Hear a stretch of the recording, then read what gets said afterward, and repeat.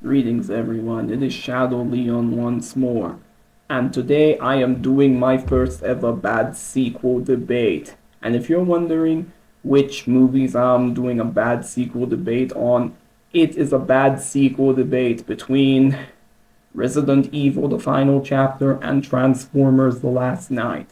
So anyway, if you're wondering how I feel about both movies, long story short, both movies are equally bad in their own regards. If you've ever read my Letterboxd reviews of those two movies, you will know what I'm talking about and what not. So anyway, let's start with Resident Evil The Final Chapter. As far as you people may not know, I'm not really a fan of the live action Resident Evil movies, with the exception of the first movie and the third movie. You know, as time went on, the continuity era started getting messy and everything, with, the later movies disregarding the events of the previous films and everything. But Final Chapter was easily the straw that broke the camel's back, because, my god, Final Chapter was just horrible and whatnot when it came to disregarding continuity.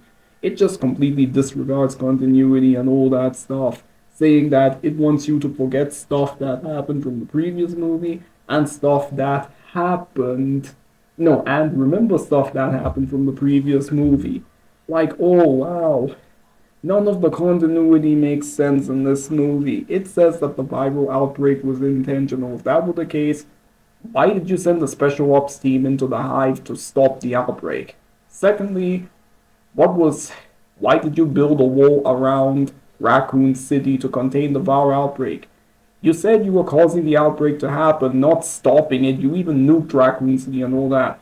The third movie, what was the point in trying to find the cure for the T virus and whatnot? The fourth movie, what was the point in keeping all those people on the ship? You said you were killing people, not keeping them alive. And in the fifth movie, um, what was the point of that cloning facility? You said that you were killing people, not bringing them to life and whatnot.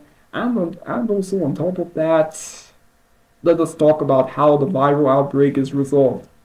You are telling me that this whole time, all you had to do to stop the viral outbreak was to smash a vial of the antivirus on the ground.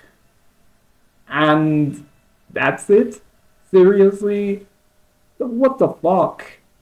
That's it. That's all that needed to happen. Let us also talk about the Red Queen in this movie. So the Red Queen is helping Alice and whatnot, despite the fact that in Retribution she spent most of the movie trying to kill Alice. She was even threatening to destroy what was left of humanity and whatnot, and she's now a benevolent hero now? What the hell? And also, how was the Hive still intact and whatnot if the Hive was destroyed in the second movie along with Raccoon City and whatnot? And lastly, the Hive was where the viral outbreak started and whatnot, and you're saying that it's the place where you're keeping all these people in cryostasis and whatnot. That would be the equivalence of using the same bowl you took a dump in to cook in. How stupid can this possibly get? And you probably think that, oh, maybe you're just exaggerating on how bad the story is. The rest of the movie isn't that bad. It's another turn your brain off and enjoy it movie. It's not like the previous 5 movies in where you can do that. I can't even turn my brain off to enjoy this movie and whatnot, because the editing in this movie is, oh my god, the editing is some of the worst I've ever seen in a movie. Don't believe me on how bad the movie's editing is? I mean, there's always this schizophrenic bad editing and whatnot. It got so bad to the point that I watched the scene in where there were people who were dying left and right. The editing was so bad I couldn't even tell who died until it had to choppily cut to a different character. Yes, that's how bad the editing in this movie is and whatnot. And on top of that, they even bring back some old characters from the previous movie. You could have essentially replaced all these old characters Wesker, like Wesker, Dr. Isaacs, and even Claire with completely new characters and nothing would have changed. And don't even get attached to new characters in this. Characters, these guys aren't characters. These guys are just half dimensional at best, or just cannon fodder at worst and whatnot. Oh my god, Resident Evil the Final Chapter. It is one of the worst sequels I've ever seen and whatnot. So anyway, that's what I thought of Resident Evil the Final Chapter and everything. A piece of shit movie. And easily one of the worst movies I've ever seen in my life, one of the worst sequels ever made, and one of the worst video game movies of all time. So anyway, let's move on to Transformers The Last Night. Just like Resident Evil the Final Chapter before it, this movie disregards continuity completely, with all these continuity errors and whatnot. So as far as you people may know that for the Transformers live action movies, the only ones I like are the first movie, the third movie, and that's about it. Revenge of the Fallen was one of the biggest disappointments of my life. Age of Extinction is one of the biggest bore fists I've ever seen in my life, but Last Night, oh my god. Last Night is so bad that it makes Resident Evil the Final Chapter look like the third Die Hard movie. Oh my god, I can't even talk about the continuity errors in this movie, so let's talk about the continuity errors. Unicron is Earth, despite the fact that you established in previous movies that Earth was a remote planet that you didn't care about and whatnot. Sam Witwicky is a descendant of Merlin, despite the fact that in the first Transformers movie they said he was a son of the explorer Archibald. He was a descendant of the explorer Archibald Witwicky. So how the hell was this guy related to Merlin in what way and whatnot? There's a secret society who defends the secret of Transformers. What the hell was this? What secret? Everyone knows the Transformers are real and whatnot. Everyone knows their existence at this point in time. Stop treating the audience like idiots. And just like Resident Evil the Final Chapter, this movie even treats its longtime fans like idiots. Because they say, oh, you like the previous movies? Well, fuck you. We're gonna give you a movie that insults your intelligence and whatnot. And well, let us talk about the editing in this movie. Just like Resident Evil The Final Chapter, this movie has some of the worst editing you will ever see imaginable. I mean, like, the aspect ratio keeps changing and whatnot. The aspect ratio goes from 69 to full screen again and again and again. Every few goddamn seconds. My god, even Resident Evil The Final Chapter's editing wasn't this bad. And not to even mention, the movie also has frame rate drops on top of that, and where the movie at times will move as if I am watching, should I say, those still shots and whatnot. As if I'm watching, should I say, somebody who just took those still images on his laptop and then edited them together and called it a day.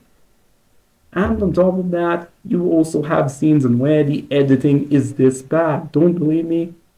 I'll just demonstrate on how bad the editing is in this film. Sorry about that brief interruption.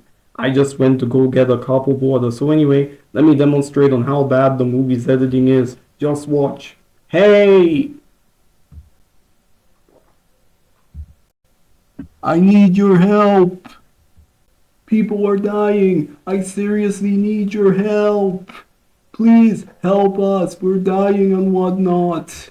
Please, you gotta help me. This battle is never ending and all that stuff. We need your help. We need your help. You see what I mean about how incompetent this movie's editing is? And oh, there was also another scene in where Optimus Prime was killing military soldiers left and right, and the editing was so bad in that movie that I couldn't even tell who died. I'm dead serious. He was just slicing soldiers left and right, and because of the movie's choppy editing, I couldn't tell who died. As simple as that. And of course, this movie has a lot of stupid, out of place comedy and whatnot. They literally made Hannibal Lecter himself kinda suck. How do you do that? Making Anthony Hopkins look like a guy who couldn't act. You know, for as much as you people can dunk on Mission Impossible 2 for underusing Anthony Hopkins, at least Anthony Hopkins gave a good performance in that movie. I'm just gonna say it with a straight face, this movie has the worst role of Anthony Hopkins. Because wow, you somehow found a way to make Hannibal Lecter suck and everything. So if you people are wondering for this debate on which of the two movies do I declare worse between this or Resident Evil the Final Chapter, the answer is I declare Transformers The Last Night to be the worst movie all around because I could not find a single redeeming quality for Transformers The Last Night. Yes, it is one of those rare bad movies that has no redeeming qualities. Because for as bad as Resident Evil The Final Chapter was, at least that movie had a beginning, middle, and end. At least that movie was mercifully short. The characters at least gave good performances, and at least that movie actually had an ending, even though the ending was ridiculously rushed and anticlimactic. Last night, I can't even say anything good about it. Oh, and Resident Evil The Final Chapter has Ever Anderson as the Red Queen and whatnot, so that's an A+. So aside from that, last at least Resident Evil The Final Chapter had a bit of merit, even though the movie is still crap. But Last Night is just the all-around worst movie, as mentioned, having little to no redeeming qualities and whatnot.